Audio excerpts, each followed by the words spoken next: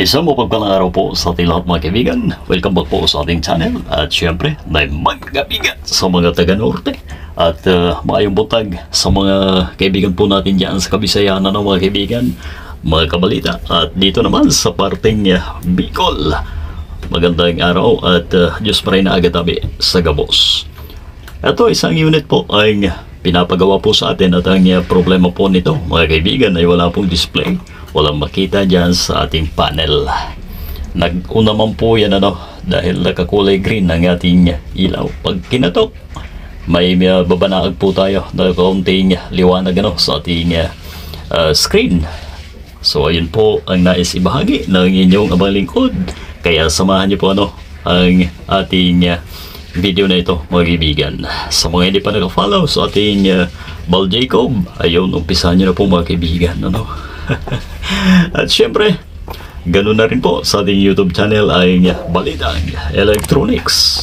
Alright, ibahagi po natin sa iba mga kaibigan upang kumalat ay tamang proseso ng pag-repair. Wala po tayong sinasabi o pinapatamaan, pero ito po yung atin na ginagawa ng mga kaibigan.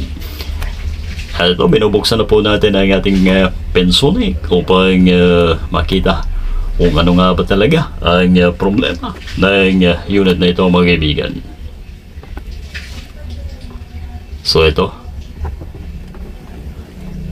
yung gumagamit ng iisang board lamang mga kaibigan. Andyan na po yung power supply, yung processor po natin, at syempre lahat po ng input at output ay andyan din po So kadalasan ay mabilis mahanapan ng board ang mga ganitong unit mga kabalita. Una-una po na dapat natin i-check dito sa ating TV ito ay kanyang papunta doon sa top board kung saan doon nag-spread ang iba't ibang voltahe mga kaibigan. Dahil ito ay walang tikon. Una ay hanapin po natin ang VGH. Ayun drop nga po mga kaibigan. Pero may 12 volts po tayo sa ating fuse diyan sa top board mga kabalita. Ibig sabihin ay hindi na process at nadadrop ang ating hinahanap na voltahe mga kabalita. Pagka ganyan, ano nga ba ang dahilan mga kaibigan? Unang-una po pagka sa ganitong klase ng senaryo ay may tama na po ang ating panel o yung LCD po natin. Pero titingnan dapat ng isang tech kung may pag-asa pa. Ayan wala po tayong ma-read. Dapat sana po ay 32 volts o mataas pa dyan mga kaibigan, depende sa unit. So ang gagawin natin ay mag-check ng anumang piyesa na maliliit po dyan sa ating top board upang matrace natin kung may problema nga ba. Unahin natin ito na malapit dyan sa VGH. Oo, yun pumalaw na yung sagad mga kaibigan. And reverse, ganun din po mga kaibigan. May problema to. Pagka ganyan ay huwag po tayo tamarin huwag po natin agad takpan ang unit. Lalo na po doon sa mga kaibigan natin na bagong tech sa mga electronics enthusiast na nanonood po, ay subukan po natin na mag-test sa parte na yan yung tinatawag po natin na top board mga kabalita Okay, so pagka ganon, tanggalin at syempre i-isolate ang pyesa na pinaghihinalaan po natin upang mag-test ng maayos mga kaibigan. Eto na, gamit lamang po tayo ng analog. Pwede po nating iset dyan sa times 1, times 10 po pwede rin mga kaibigan. Kung gusto nyo po na mas mataas o mas mabasa nyo ang pagpalo, eto, ayun.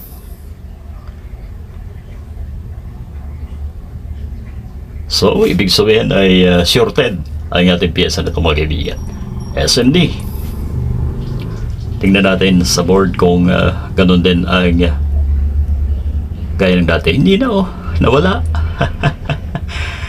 Ibig sabihin nito mga kaibigan ay may nakikita po tayo na kaunting pag-asa dito sa ating ginagawang ito.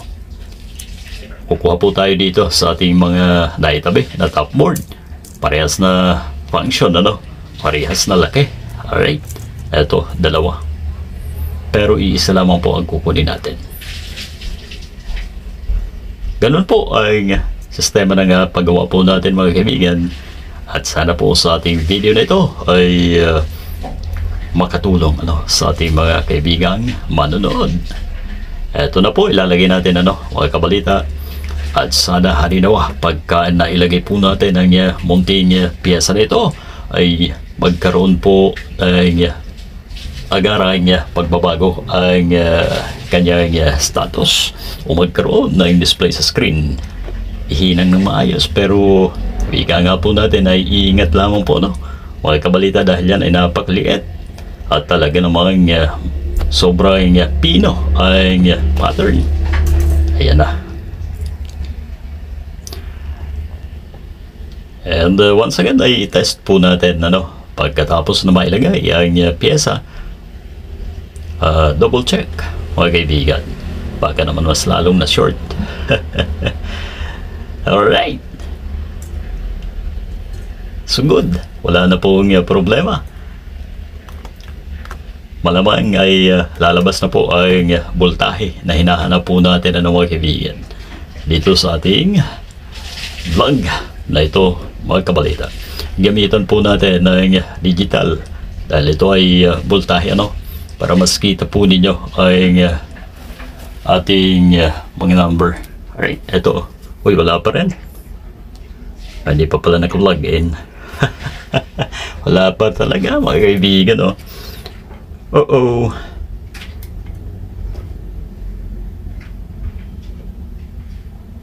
Ayun.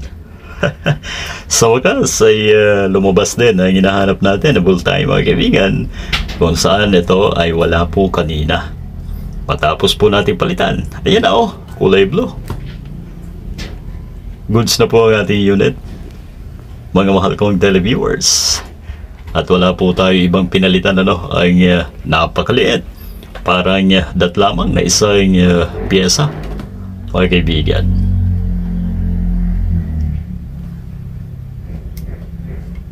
Ayan. Medyo hirap na po tayo sa mga ganong maliliit na bagay o piyesa mga kabalita, dahil alam nyo naman ay medyo nagkakaedad na po tayo.